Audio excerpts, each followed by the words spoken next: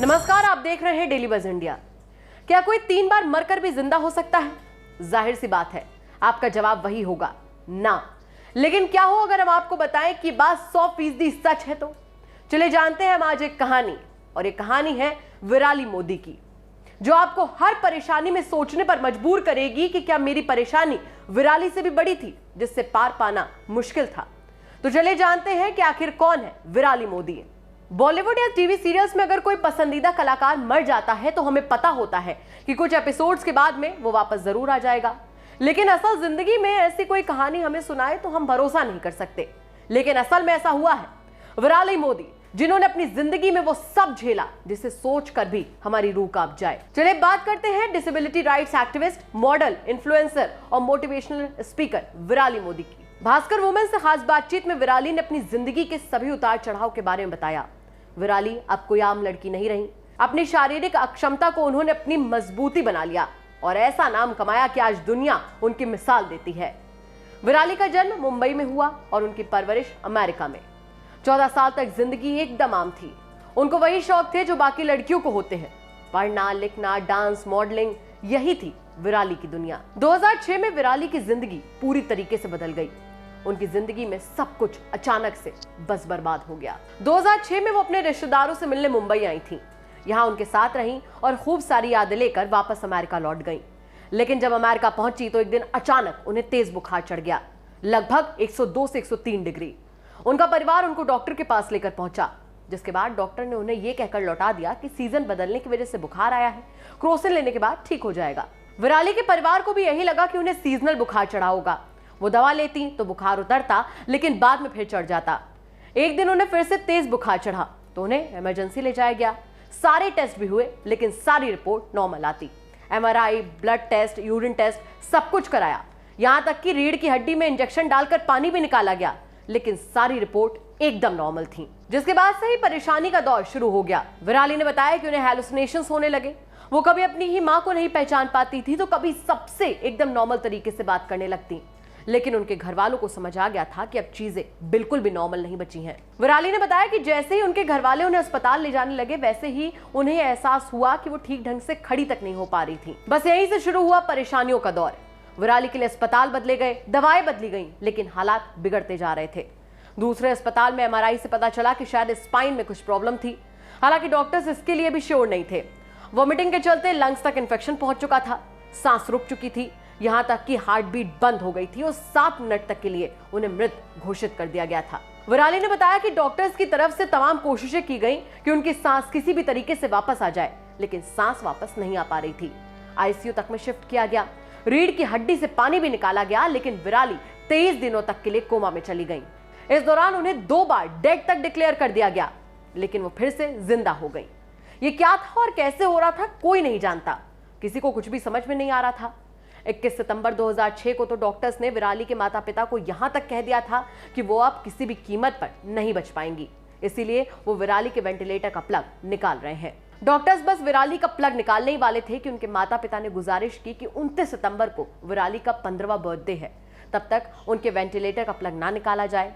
अस्पताल ने सिर्फ इस शर्त पर इजाजत दी कि अगर 29 सितंबर तक विराली कोमा से बाहर नहीं आई तो वो उनका प्लग खींच देंगे, यानी सीधी सरल भाषा में कहें तो वो उन्हें मार डालेंगे। कहते हैं जाको राखे साइयां, मार सके ना कोई। कुछ यही हुआ विराली मोदी के साथ। 29 सितंबर को उनके जन्मदिन पर एक पार्टी रखी गई, जिसमें उनके परिवार के कई लोग शामिल हुए। उनके हिसाब से विराली का आखिरी जन्मदिन था जो सब बड़ी धूमधाम से मनाना चाहते थे, ताकि वो दिन यादगार बन सके। लेकिन जो हुआ वो किसी चमत्कार से कम नहीं था। सभी को लग रहा था कि वो शायद विराली का आखिरी दिन है, लेकिन किस्मत को कुछ और मंजूर था। जैसे ही विराली के पापा ने उस दिन उनका हाथ थामा, उन्होंने अपनी आंखें खोल दी। हैरानी की बात यह थी कि उस वक्त 3:05 हो रहे थे और ये वही समय था जब विराली पैदा हुई थी। विराली की कहानी सुनने बैठे तो ऐसा लगता है मानो कोई फिल्मी कहानी सुन रहे हो, लेकिन असल में ये 100% सच है।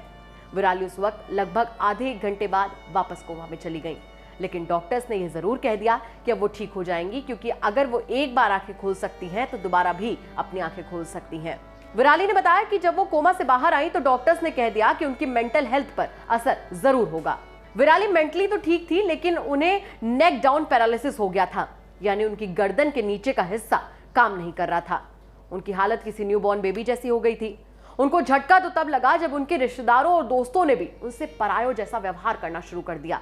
वो मेंटली इस कदर तक टूट चुकी थी कि उन्होंने डिप्रेशन का शिकार होकर 2 बार सुसाइड करने की भी कोशिश की। विराली अपने हालातों से बहुत ज्यादा परेशान हो चुकी थी।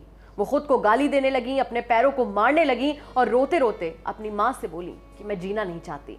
उनकी मां चुपचाप सुनती रही और आखिर में उनके शांत होने के बाद कहा कि अगर नाटक हो गया हो तो जिंदगी में आई इन चुनौतियों को स्वीकार लो। जो बीत गया वो तुम्हारे बस में नहीं था, लेकिन तुम्हारा प्रेजेंट तुम्हारे हाथों में है। विराली की मां ने उन्हें सेल्फ लव की एडवाइस दी, जिसके बाद उन्होंने मोटिवेशनल किताबें पढ़ी, मेडिटेशन का सहारा लिया, फिजियोथेरेपी करवाई और जिंदगी को जीने का, उसे पसंद करने का सलीका सीखा। 2008 में जब वो आयुर्वेदिक इलाज के लिए भारत आई तो स्टेशन पर लिफ्ट न होने के चलते उनको कुली ने उठाया। यहाँ वो मोलेस्टेशन का भी शिकार हुई। कुली ने उन्हें उठाने के बहाने गलत तरीके से छुआ। पिता की उम्र के कुली ने उन्हें उठाने के दौरान गलत तरीके से तब तक छुआ जब तक उन्हें गोद से उतार नहीं दिया।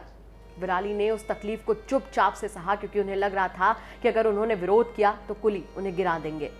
उस दिन उन्हें एहसास हुआ कि लोगों की मेंटालिटी कितनी ज्यादा गंदी थी, लेकिन विराली ने अपनी कमजोरी को अपनी ताकत बनाया और जबरदस्त तरीके से कमबैक किया। 2014 में मिस व्हीलचेयर इंडिया में विराली ने पार्टिसिपेट किया और 2nd पोजीशन हासिल की, जिसके बाद विराली ने पीछे मुड़कर नहीं देखा। 2017 में जब तेजस ट्रेन चली तो उसे डिसेबल फ्रेंडली बताया गया, लेकिन उसमें उन लोगों के लिए सुविधाएं थी जो देख या सुन नहीं सकते।